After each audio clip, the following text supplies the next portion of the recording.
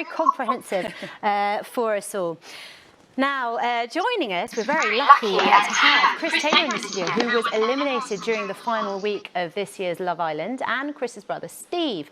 We've also got Marvin Brooks, who left the Love Island villa 2 weeks ago, and SHERIF is also here, who was asked to leave the Love Island villa just 9 days in, and this was last month. We asked him on the programme before to talk about what happened there, and we've also got Laura Anderson as well, who was a runner-up on last year's Love Island. Hello, good morning to you all. Morning. Chris, let's start with you. I mean, we met your friend Laura Harrison yesterday. She was very excited about having you back. Yeah. How are you feeling? Yeah, good. It's a very strange situation to walk into after being on TV for 2 weeks and being in that bubble.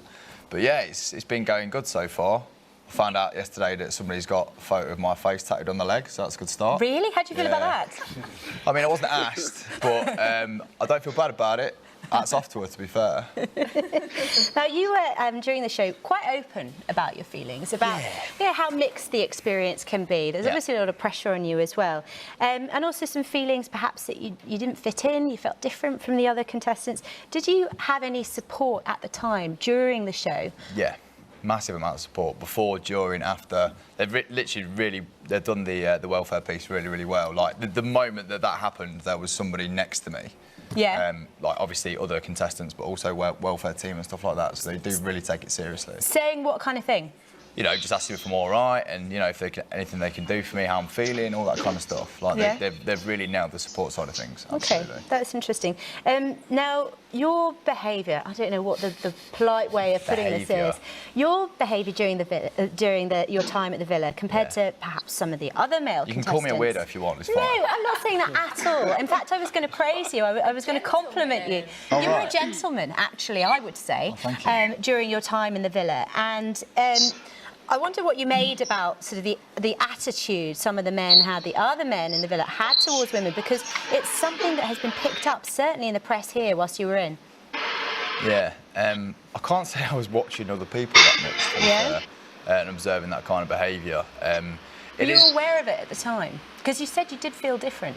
Yeah, maybe not in that sense. I don't really know, to be honest. Chris, you're just too nice. Yeah. You think? He is. Yeah. You are different in a good way. Yeah. Yeah. And I think lots of people would say that. And then I think if you're a nice person, you wouldn't do that. So if you see the best in people, you don't notice those things going on. That's a good point. Yeah. Now, Steve, is he Mr. Nice Guy? What's he like at home? Was that true? The Chris that we got on camera, was that the same Chris at home? Yeah. Yeah, so you don't think that it was kind of manipulated, it was faked at all? You can't, it's reality TV, it's hard to fake that 24/7, isn't it? Like, I think there was bits that didn't make TV that were probably a bit funnier as well. Yeah. Would you agree? Yeah. Marvin, how was your time on the villa? I mean, you've had a little bit more time to reflect on things and some of the things that you said to this programme. Do you feel any differently 6 weeks on?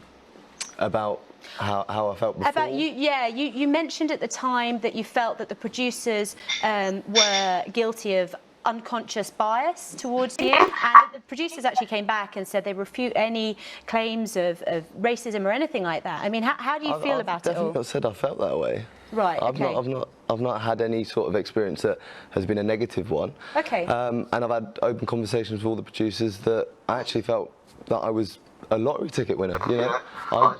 That was an experience of a lifetime, and it was handed to me over hundreds of thousands of people.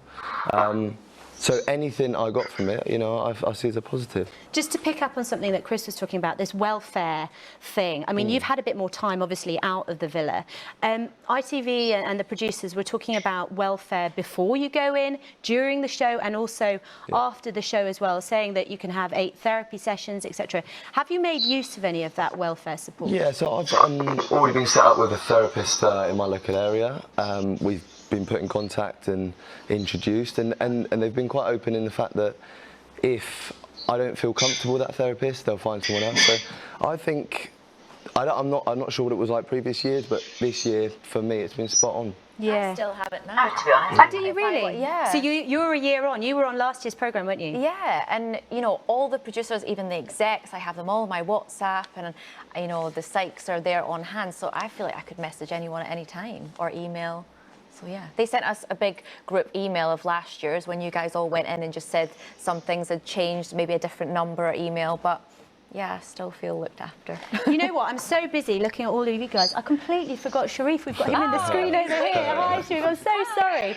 You're just on the other side of me. I'd just like to bring you in if I can.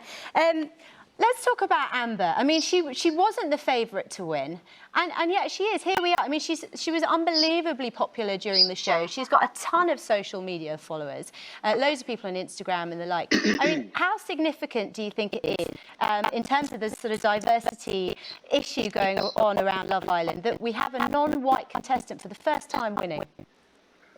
I mean, excuse my voice, by the way, I'm in Marbella. Good for you. But yeah, I think it's good that someone of colour has won, but I think that she deserved it more so than anything. So yeah, I think I'm really happy for her. Let's talk about Marbella. You're doing a bit of modelling, aren't you? How's life post Love Island? Yeah, so it's been crazy. Obviously, when I came out, there was lots of speculation about what had happened, what not. But yeah, I've just been keeping myself busy. Management have been working like crazy to try and get like radio shows, TV shows, and yeah, I'm out in Marbella shooting some content, doing a really good campaign. Have you guys had, I'll direct it first to you, Sherif. Have you guys had any kind of support as to what kind of promotional activities, sponsorship and that kind of thing would be good for you and what kind of stuff to ignore? Because you are now brands, I guess, in your own right.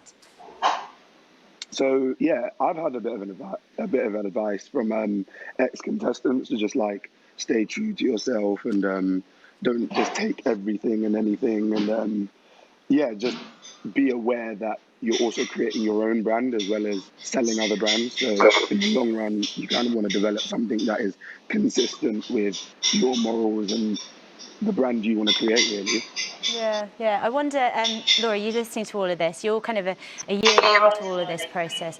How do you find it? And what can you advise these guys in terms of the next 12 months? I think, there's a lot of negativity and we all like to... I know we all love Love Island, but, people don't really like influencers. Even, I think, Molly May got a bit of a backlash. But I think you just need to enjoy it. We are so lucky. Don't read any of the bad media press. Obviously, look after yourself. Keep good people around you. I think everyone comes out of the woodworks. They want to be your friend. Yeah. So, yeah, just your wits about you. And like Sherif says, don't take everything because you want to have, quality, not quantity. Yeah, absolutely. I think that's really good advice. Well, best of luck to you and you. And thank you so much for Steve coming in. And Sherif as well, thank you for taking a break from your very busy social life to join us from Marbella. We really appreciate it. Thanks so much. Bye, guys. There's quite a few. Now, you may